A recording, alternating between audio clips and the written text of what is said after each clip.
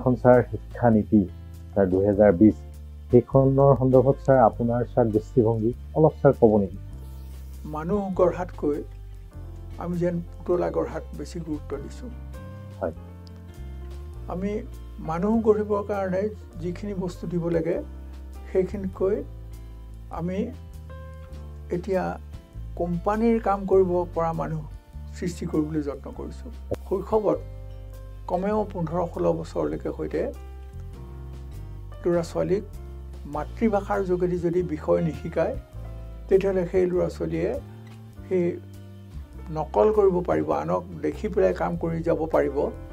তেওঁলোকে নতুনকৈ ভবা চিন্তা কৰি পেলাই মানুহৰ কাৰণে দেশৰ কাৰণে তেওঁলোকে কোনো সেৱা আগবঢ়াব নোৱাৰিব। ইংৰাজী ভাষাটো এনেদৰে অংক আৰু বিজ্ঞান শিকাৰ নামত এনেদৰে জাপি দিয়াটো ছাৰ কিমান উচিত বুলি ভাবে? আমাৰ ল'ৰা ছোৱালীবিলাকক সম্পূৰ্ণৰূপে মূৰ্খ কৰি পেলাব এতিয়া।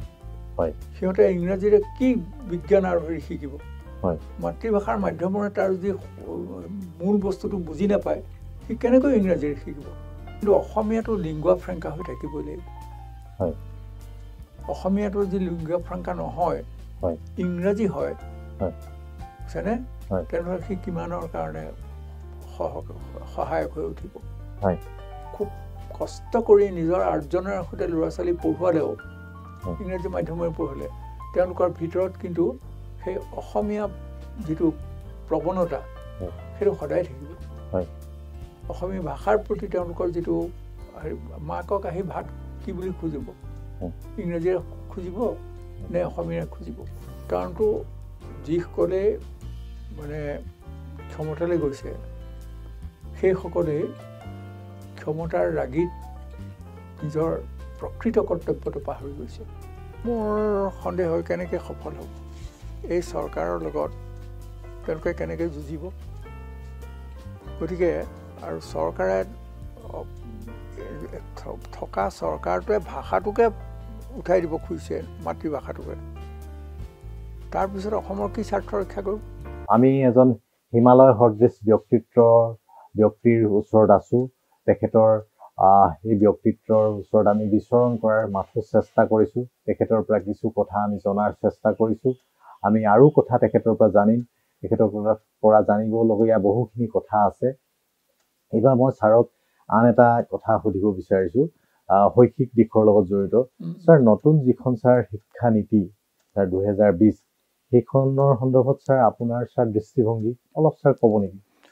মই খুব চমুকৈ কওঁ। হয় ছাৰ। ভাৰতৰ যিটো প্ৰাচীন শিক্ষানীতি সেইটো দুটা বস্তু আছিল। এটা হ'ল ভাষাটো শুদ্ধকৈ আৰু সম্পূৰ্ণ পৰিপাটিকৈ জানিব লাগিব, আৰু জ্ঞানৰ যিটো প্ৰশ্ন সেই প্ৰশ্নটোত কোনো প্ৰকাৰৰ মানে বাধা নিষেধ নথকাকৈ জ্ঞান লাভৰ বাটটো মুকলি কৰি দিছিলে। কিন্তু এতিয়া মই দেখিছোঁ যে মানুহ গঢ়াতকৈ আমি যেন পুতলা গঢ়াত বেছি গুৰুত্ব দিছোঁ। হয়, আমি মানুহ গঢ়িবৰ কাৰণে যিখিনি বস্তু দিব লাগে সেইখিনিতকৈ আমি এতিয়া কোম্পানীৰ কাম কৰিব পৰা মানুহ সৃষ্টি কৰিবলৈ যত্ন কৰিছোঁ। লাগিব, কোম্পানীৰ কাম কৰা মানুহ যেন নালাগিব এইটো নহয়, লাগিব। কিন্তু প্ৰথমতে মানুহ কৰি ল'ব লাগে। শৈশৱত সেইকাৰণে মই সদায় এটা কথা গুৰুত্ব দি আহিছোঁ যে শৈশৱত কমেও 15-16 বছৰলৈকে সৈতে ল'ৰা ছোৱালীক মাতৃভাষাৰ যোগেদি যদি বিষয় নিশিকায় তেতিয়াহ'লে সেই ল'ৰা ছোৱালীয়ে সেই নকল কৰিব পাৰিব, আনক দেখি পেলাই কাম কৰি যাব পাৰিব। তেওঁলোকে নতুনকৈ ভবা চিন্তা কৰি পেলাই মানুহৰ কাৰণে দেশৰ কাৰণে তেওঁলোকে কোনো সেৱা আগবঢ়াব নোৱাৰিব। আমি সেইকাৰণে মই কৈছোঁ যে পুতলা তৈয়াৰ কৰিব খুজিছোঁ। আমি স্প্ৰিং দিয়া পুতলা আমি ঠিক যথাৰ্থভাৱে ভিতৰৰ পৰা মানুহ সৃষ্টি কৰিব খোজা নাই। আমাক কিছুমান কাম কৰিবলৈ জনা মানুহ লাগে, কিন্তু মানুহটো মানুহ নহ'লেও হ'ব, সি পুতলা এটা হ'লেও হ'ব। গতিকে মই সেইকাৰণে বৰ সুখী নহয়। মই দেখিছোঁ যে তাত হয় বিভিন্ন কাম কৰিবৰ কাৰণে বাট উলিয়াই দিছে, এইটো সেইবোৰ কৰি থাকক, কিন্তু প্ৰথমতে ল'ৰা ছোৱালীবোৰক গঢ়ি লওক। আৰু গঢ়ি লোৱাটো ইংৰাজী ভাষাৰ মাধ্যমেৰে নহ'ব। ভাৰতবৰ্ষৰ ইতিহাসলৈ চালে আমি দেখিছোঁ যে ইংৰাজ অহাৰ পিছতো বহুত দিনলৈকে সৈতে সিদিনালৈকে সিদিনা আজি কেইবছৰমান 2-3টা দশকৰ আগলৈকে সৈতে ইংৰাজী ভাষাটো ইমান হেৰি নাছিলে। ইংৰাজী আছিলে বিষয় হিচাপে, আৰু বিষয় হিচাপে সেই ইংৰাজীটো আমাৰ ল'ৰা ছোৱালী পাকৈত হৈ গৈছিলে, কিন্তু তেওঁলোকৰ গোটেই শৈশৱটো কাটিছে মাতৃভাষাৰ মাজত। ৰাধাকৃষ্ণনেই হওক বা APJ আব্দুল কালামেই হওক,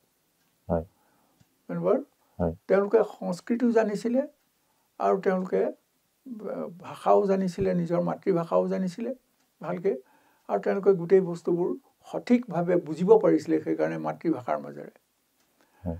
কিন্তু এতিয়া মই দেখিছোঁ যে নহয়, আমাক কেৱল কাম কৰা মানুহ লাগে, আমাক কাম কৰা মানুহ লাগিবই, কিন্তু তেওঁলোকক প্ৰথমতে গঢ়ি তুলিবৰ কাৰণে, জ্ঞান দিবৰ কাৰণে মাতৃভাষাৰে জ্ঞান দি লোৱা, পৃথিৱীখনক চিনাই লোৱা, দেশখনক চিনাই লোৱা, চিনাকি কৰাৰ পিছত তেওঁলোকক লাহে লাহে আমি ইংৰাজী বা অন্য ভাষাৰ ওচৰ আমি চাপিম যদি প্ৰয়োজন হয় আমাৰ। কিন্তু এতিয়া সেইটো নকৰি পেলাই ইংৰাজী মাধ্যমটো লাগে বুলি পেলাই আমাৰ অসমতো আটাইতকৈ বেছি ছাৰ হৈছে। এইটোৱে গোটেই জাতিটোক মানে ধ্বংস কৰি পেলাব। সেইটো কথা ছাৰ সুধিম বুলি ভাবিছোঁ ছাৰ, সেইটো এটা গুৰুত্বপূৰ্ণ কথা হয় ছাৰ, যে 6ষ্ঠ শ্ৰেণীৰ পৰা অংক আৰু বিজ্ঞানত ইংৰাজী ভাষা জাপি দিয়া হৈছে, যিটোৰ দ্বাৰা অসমীয়া যিটো আমাৰ মাতৃভাষা, সেই মাতৃভাষাটোলৈ এটা ডাঙৰ প্ৰত্যাহ্বানৰ সৃষ্টি হৈছে। আৰু আমি লক্ষ্য কৰিছোঁ আগতে ধৰক অসমীয়া মাধ্যমত পঢ়ি আমাৰ অসমৰ পৰা বহু ডাঙৰ আপোনাৰ দৰে ধৰক বিশিষ্ট সাহিত্যিক, বুদ্ধিজীৱী, এনেকুৱা বহুত ঈশ্বৰত কাম কৰিছে, এনেকুৱা অতি উচ্চ মানৰ ব্যক্তিত্ব সম্পন্ন ব্যক্তি আমাৰ ইয়াৰ মাজৰ পৰা ওলাই গৈছে। তেনেস্থলত ছাৰ ইংৰাজী ভাষাটো এনেদৰে অংক আৰু বিজ্ঞান শিকাৰ নামত এনেদৰে জাপি দিয়াটো ছাৰ কিমান উচিত বুলি ভাবে আপুনি? তেওঁলোকৰ এটা ইচ্ছা যে এই ল'ৰা ছোৱালীবোৰ যিবোৰে ইংৰাজী 6ষ্ঠ শ্ৰেণীতে এই দুটা পঢ়িব, সিহঁতে সেই বিষয়ে একো কথা নাজানিব, আৰু তেওঁলোকে তেতিয়া ইংৰাজী মাধ্যমটো সৰুৰে পৰা চলাবলৈ যত্ন কৰিব। মইতো ভাবোঁ যে এইটোৰ নিচিনা আত্মহত্যাকাৰী সিদ্ধান্ত নাই। এইটো ছাৰ আত্মহত্যাকাৰী সিদ্ধান্ত, এইটো আত্মহত্যাকাৰী সিদ্ধান্ত। আমাৰ ল'ৰা ছোৱালীবিলাকক সম্পূৰ্ণৰূপে মূৰ্খ কৰি পেলাব এতিয়া। সিহঁতে ইংৰাজীৰে কি বিজ্ঞান আৰু হেৰি শিকিব? মাতৃভাষাৰ মাধ্যমেৰে তাৰ যদি মূল বস্তুটো বুজি নাপায়, সি কেনেকৈ ইংৰাজীৰে শিকিব? মই সেইকাৰণে কৈছোঁ যে গভৰ্ণমেণ্টে আমাৰ এই হেৰি স্কুলবিলাকৰ চাওক, আমাৰ অসমীয়া মাধ্যমৰ যিবোৰ স্কুল পতা হৈছে, ব্যক্তিগত মানে প্ৰাইভেট এৰিয়াত লিমিটেড, আমাৰ গুৱাহাটীৰ এখন অসম জাতীয় বিদ্যালয়ৰ দৰে এই পদ্ধতিটো যদি লয়, তেতিয়াহ'লে অসমীয়া ল'ৰা ছোৱালীয়ে উন্নতি কৰিব পাৰিব। প্ৰথমতে তেওঁলোকে বিষয়টো বুজি পাব পাৰিব, আৰু তাৰপিছত তেওঁলোকে ইংৰাজীৰ মাধ্যমলৈ গুচি যাব পাৰিব। হয় ছাৰ। ছাৰ, দেশৰ প্ৰধানমন্ত্ৰী আপোনাৰ নৰেন্দ্ৰ মোদী ডাঙৰীয়া, গৃহমন্ত্ৰী অমিত শ্বাহ ডাঙৰীয়াটো এটা কথা কৈছে যে উচ্চ শিক্ষাসমূহ এতিয়া মাতৃভাষাত হ'ব, আৰু এনেকুৱা ধৰণৰ ধৰক প্ৰচেষ্টা চলি আছে। এনেকুৱা ছাৰ প্ৰচেষ্টা চলি থকাৰ সময়ত অসম চৰকাৰে ছাৰ এই পদক্ষেপটো লৈ আমাৰ মাতৃভাষাটোক ছাৰ অৱজ্ঞা কৰা নাই নে? তেওঁলোকে অৱজ্ঞা কৰা নাই, মাতৃভাষাটো মৃত্যুৰ বাট এটা তেওঁলোকে কাটিছে। আৰু এইটোৰ মই সেইকাৰণে কৈছোঁ যে মাতৃভাষা হত্যা কৰা মানে মাতৃক হত্যা কৰা। এই পাপৰ পৰা কেতিয়াও তেওঁলোকে নিষ্কৃতি নাপাব। এটা সুদীৰ্ঘকাল লাগিব পাৰে, কিন্তু অসমীয়া মানুহে আত্মপ্ৰতিষ্ঠা কৰিবই। কোনো মানুহ নাথাকে, কেৱল অসমীয়া বুলিয়েই নহয়, কোনো মানুহে এইটো সহ্য নকৰে, আকৌ আত্মপ্ৰতিষ্ঠা হ'বই লাগিব, কৰিবই লাগিব। সি ক'ত হৈছে? ভাৰতবৰ্ষৰ কোনখন ৰাজ্যত হৈছে এইটো? মাতৃভাষাক বাদ দি পেলাই ইংৰাজীত শিকোৱাটো। ছাৰ, আপুনি অসমীয়া মানুহৰ ইতিহাস ৰচনা কৰি জাতিটোৰ প্ৰতি থকা যে দায়বদ্ধতাৰ কথা আপুনি ছাৰ পুনৰ এবাৰ প্ৰমাণ কৰিছে। ছাৰ, আপুনি মানে ছাৰ এনেকুৱা ভাবে নেকি ছাৰ যে আজিলৈকে ছাৰ অসমীয়া সংজ্ঞাটোকে ছাৰ নিৰ্ধাৰণ হোৱা নাই, কিন্তু ছাৰ এতিয়া ছাৰ আমাৰ এনেকুৱা ভাৱ হয়, কিন্তু অসমীয়া জাতিটো ছাৰ থাকিব নাথাকে, কিন্তু আপোনাৰ ছাৰ এনেকুৱা ভাৱ হয়নে ছাৰ? অসমীয়া জাতিটো থাকিবনে? অসমীয়া জাতি ছাৰ নিঃশেষ হৈ যাব বুলি ছাৰ আপুনি আশংকা কৰে নেকি ছাৰ? মই ভাবোঁ যে অসমীয়া জাতিৰ কাৰণে দুৰ্ভাগ্যৰ এটা ডাঙৰ সময় আহিছে, সময় সোমাইছে। কিন্তু মানুহে এইটো ওফৰাব এসময়ত। মোৰ এটা ভাৱ হৈছে যে আমি এতিয়া আমাৰ যিখিনি সৰু সুৰা আমাৰ ভাষা আছে, জনগোষ্ঠীয় ভাষা আছে, জনগোষ্ঠীয় ভাষাবিলাকৰ বিকাশ হওক, কোনো কথা নাই, মই সেইটো কথাত কেতিয়াও আপত্তি কৰা নাই, কৈ আহিছোঁ। কিন্তু অসমীয়াটো লিংগুৱা ফ্ৰেংকা হৈ থাকিবই লাগিব। অসমীয়াটো যদি লিংগুৱা ফ্ৰেংকা নহয়, ইংৰাজী হয়, বুজিছেনে, তেনেহ'লে সি কিমানৰ কাৰণে সহায়ক হৈ উঠিব। আমি লিংগুৱা ফ্ৰেংকা ইংৰাজী কৰিবই নোৱাৰোঁ, কাৰণ সৰ্বসাধাৰণ মানুহৰ মাজত নিজৰ ভাষা কোৱা মানুহ থাকিবই। আৰু অসমীয়া ভাষাই গোটেইখিনি মানুহকে বিভিন্ন জনগোষ্ঠীয় ভাষা থকা সকলকো সম্পূৰ্ণৰূপে নিজৰ লগত ৰাখি লৈ পেলাই তেওঁলোককো আগবঢ়াই লৈ আহিছিলে। এতিয়া বড়োলেণ্ডৰ কথাই কওঁ, তেওঁলোকে বাৰু ভাষা তাত কৰিলে, কিন্তু বড়োসকল যেতিয়া বাহিৰলৈ ওলাই আহিব বা ইয়াৰ পৰা যেতিয়া বড়োসকলক কোনোবাই লগ পাব, কি ভাষাত কথা পাতিব? আমাক লিংগুৱা ফ্ৰেংকা এটা লাগিবই। ইংৰাজীয়ে সেই কামটো কৰিব নোৱাৰে, কোনো ভাষাই কৰিব নোৱাৰে, কাৰণ অসমীয়া ভাষাটোৰ লগত এই জনগোষ্ঠীয় ভাষাসমূহৰ সম্পৰ্ক একেবাৰে আন্তৰিক সম্পৰ্ক এটা আছে। গতিকে সেই সম্পৰ্কটোৱে আমাক বাট উলিয়াই দিব। এতিয়া যদি সেইটোৰ ঠাইত তেওঁলোকে ইংৰাজী সোমাই দিয়ে, সেই গাঁৱৰ সৰ্বসাধাৰণ মানুহবিলাকক চুবগৈনে? নোৱাৰে। আৰু গাঁৱৰ মানুহ 100% শিক্ষা দীক্ষা লৈ পেলাই ইংৰাজীত মানে হেৰি হ'বনে? সেইটো সম্ভৱনে? আৰু ইংৰাজী শিক্ষা ল'বলৈ সাধাৰণ মানুহৰ কিমানৰ যুত্ৰ থাকিব? যুত্ৰ কিমানৰ থাকিব? আৰু থাকিলেও খুব কষ্ট কৰি নিজৰ আৰ্জনৰ সৈতে ল'ৰা ছোৱালী পঢ়ুৱালেও, ইংৰাজী মাধ্যমেৰে পঢ়ালে, তেওঁলোকৰ ভিতৰত কিন্তু সেই অসমীয়া যিটো প্ৰৱণতা সেইটো সদায় থাকিব। অসমীয়া ভাষাৰ প্ৰতি তেওঁলোকৰ যিটো মাকক আহি ভাত কি বুলি খুজিব, ইংৰাজীৰে খুজিব নে অসমীয়াৰে খুজিব? ছাৰ আপুনি গুৰুত্বপূৰ্ণ কথা উত্থাপন কৰিছে। এই বিষয়টো আচলতে চৰকাৰে ছাৰ হৃদয়ংগম কৰিব লাগিব। ছাৰ অসম চুক্তি হ'ল ছাৰ অসম আন্দোলনৰ পিছত। ছাৰ অসম চুক্তিৰ জৰিয়তে অসমীয়া ছাৰ সুৰক্ষাৰ কথা আছিলে, কিন্তু এই ক্ষেত্ৰত ছাৰ এখনো চৰকাৰে গুৰুত্ব প্ৰদান নকৰিলে। আজি ছাৰ অসমীয়া যিটো ছাৰ সুৰক্ষাৰ ক্ষেত্ৰত ছাৰ যে কোনো চৰকাৰে দৃঢ়তা প্ৰদৰ্শন নকৰিলে, ইয়াৰ কাৰণটো ছাৰ কি বুলি ভাবে ছাৰ? কাৰণটো যিসকলে মানে ক্ষমতালৈ গৈছে সেইসকলেই ক্ষমতাৰ ৰাগীত নিজৰ প্ৰকৃত কৰ্তব্যটো পাহৰি গৈছে।